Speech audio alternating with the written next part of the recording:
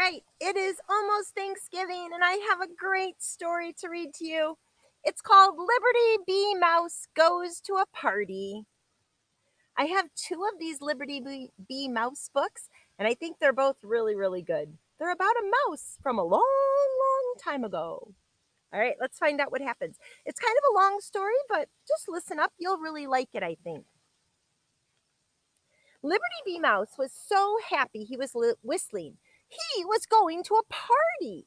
It was his first party in America. Liberty had never been invited to a party in his whole mouse life. No one had invited Liberty to this party either. But Liberty was going, just the same, and there's a picture of him marching off to the party. Ooh, sounds good. Suddenly, Liberty stopped whistling. His whiskered nose twitched up. He smelled something good. His nose twitched up so high he almost fell over backwards. Liberty sniffed and sniffed. He was taking all the good smells out of the air. Oh, squeaked Liberty, this is really going to be a good party. And he scampered on. The good food smells became stronger and stronger. Liberty could hear voices. He was almost there. The little mouse hid behind a tree stump. Slowly he climbed up the stump until he could just see over it. And there he is, sneaking over the stump. I wonder what he's going to find. I thought I would read it in the woods because he's in the woods when he is walking to get to his party. Liberty's eyes grew bigger and bigger. He saw long tables piled high with food. He saw meat cooking over big fires. He saw pilgrim women stirring something in big iron pots. The smells were almost more than he could stand. Everything smelled so good. They're cooking a delicious meal, aren't they? Liberty's nose just twitched and twitched, and he gave a soft little squeak. He didn't want to be heard. After all, he hadn't been invited to the party. Liberty watched the pilgrims and Indians getting ready for the big party, but he was getting hungrier and hungrier. He couldn't wait for the party to begin. He wanted to eat now. Is that pretty neat? Liberty ran through the grass quietly. He scampered up the leg of one of the big tables. He looked around. There were so many good things to eat. He didn't know where to begin. Liberty was in mouse heaven, but he had better be careful. He scampered up the table leg. Oh man. Liberty looked around again. No one saw the little mouse, so he began to eat. He tasted everything. He took a bit of this and he nibbled a bit of that. He moused down food as fast as he could, and no one even saw him. Do you think you would notice if there was a mouse at your Thanksgiving dinner? I think I would notice one. At last, Liberty was full. He couldn't eat another bite. His tiny stomach was stuffed with so much good food that Liberty fell asleep. Liberty yawned and patted his round tummy. It was hard work eating so much food, so he crept behind a tall, cool pitcher of milk to rest. He closed his eyes for a minute, just a wee mouse minute, and then he fell fast asleep. There he is, sleeping behind that pitcher of milk. Something finally awakened Liberty. He rubbed his eyes and yawned. He peeked around the pitcher. The party had begun. Pilgrims and Indians were sitting down at the tables to eat, and the tallest Indian that Liberty had ever seen sat down right across from him. And there's a picture. I don't know if I've told you yet, but Mrs. Ernest is part Indian. Ooh, that's really cool, isn't it? My grandma was an Indian. Liberty scrunched down behind the pitcher. Something landed on the table right near him. Liberty looked. The tall Indian had put a small deerskin bag on the table. Golden kernels of corn were spilling out of the bag. Liberty's nose began to twitch again. He loved kernels of corn. And here was a whole bagful right near him. But he wasn't hungry anymore. He was so full he couldn't eat another thing. Liberty thought for a minute. He had an idea. He couldn't take the whole deerskin bag of corn, and he couldn't carry many kernels in his paws, but he could stuff his cheeks with the kernels. Then he could take them home to eat when he was hungry. He is quite a resourceful little mouse, isn't he? So he's going to fill up his cheeks with the kernels so he doesn't lose them and he can bring them home. And then he can carry them easily. So very quietly, Liberty began to stuff his cheeks with the golden corn. But he was in too much of a hurry. He forgot to be careful. Swish, swish, oops! His long tail had knocked over a small pitcher of melted butter. So he's got corn kernels and melted butter. What could come of that? Liberty was frightened. He held his breath and he scrunched down behind the milk pitcher as much as he could. He watched the butter run out of the small pitcher. It ran right into the bag of corn, but the tall Indian didn't notice. He was too busy eating. Liberty waited a while.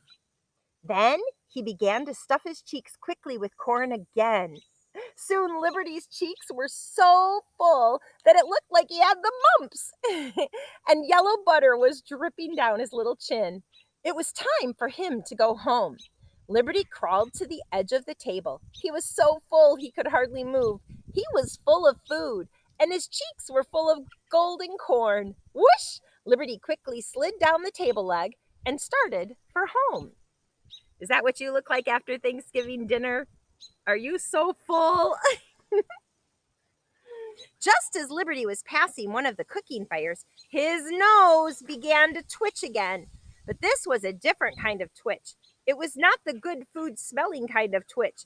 It was the I'm going to sneeze kind of twitch. Liberty always sneezed when he ate too much. Liberty's nose twitched up. It twitched down. It twitched around and around. Ha, ha, ha, ha-choo! Liberty sneezed the biggest sneeze of his whole mouse life. Remember what was in his mouth? Oh no! And all the kernels of corn in his cheeks blew right out of his mouth. Most of the corn landed in the fire. Now let's think of that. What happens when kernels of corn land in the fire? There's the big fire pot. And some of the corns landed in there. I think this is the corns. You can see them falling into the fire. Can you think about it? What happens when you get kernels of corn hot? Now Liberty was really frightened. He shivered and shook. Someone surely had heard that big sneeze, but the Pilgrims and Indians were so busy eating and talking that no one heard it. No one at all. I've lost all my good corn, said Liberty. Now I won't have anything to eat when I'm hungry again. Poor Liberty Bee Mouse. The party had been such fun until this happened. All of a sudden, Liberty heard a pop. He heard another pop, and another, and another, and another. There's a picture of him sitting there feeling really sad. And then he starts to hear the pops. What do you think they are? Pop, pop, pop, pop, pop. There were a whole lot of pops coming at once. Liberty looked around. Big, white, fluffy balls were popping out of the fire. They were falling all around him. What did Liberty make? Did Liberty make popcorn? He sure did. The clouds are falling. The clouds are falling, squeaked Liberty. But no one heard him. The pops were too loud. It's the end of the world, thought Liberty. He hid behind a big rock and put his little paws over his head. He closed his eyes tight and waited for the world to end. He thinks the popcorn are clouds coming down. They're not, are they? Suddenly, Liberty heard laughing. The Pilgrims and Indians were laughing so hard they were coughing. Liberty opened one eye. The Pilgrims and Indians were laughing and eating the clouds. They were eating those clouds? Liberty listened. This is really good popped corn, one of the Pilgrims said to the Indians.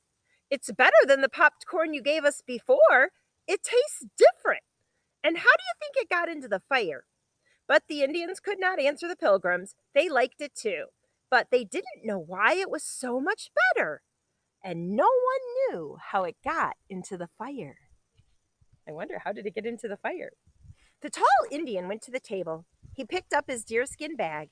He saw that it was almost empty, and he saw the drops of melted butter spilling out of the bag. See, he looked back at his table and he saw all that butter with the corn. So the butter must have made it taste so good. Now he knew why the popped corn tasted so good.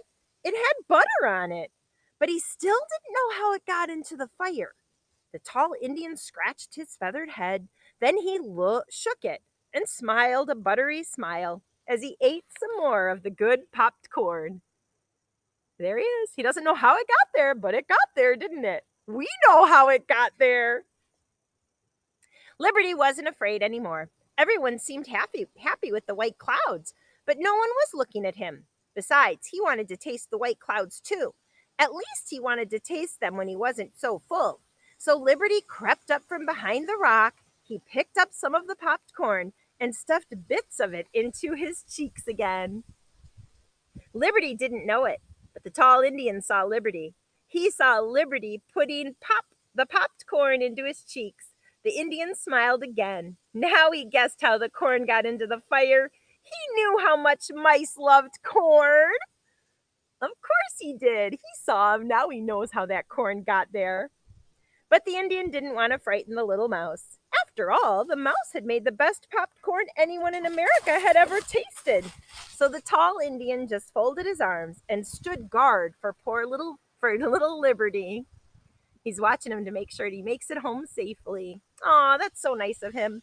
When Liberty had all the popped corn his cheeks could hold, he started for home again. He was really tired now. He did extra work. Do you see Trixie running all around? I think she wants to go for a walk. Liberty dreamed about the party that night. It was a good party after all, the first Thanksgiving in America.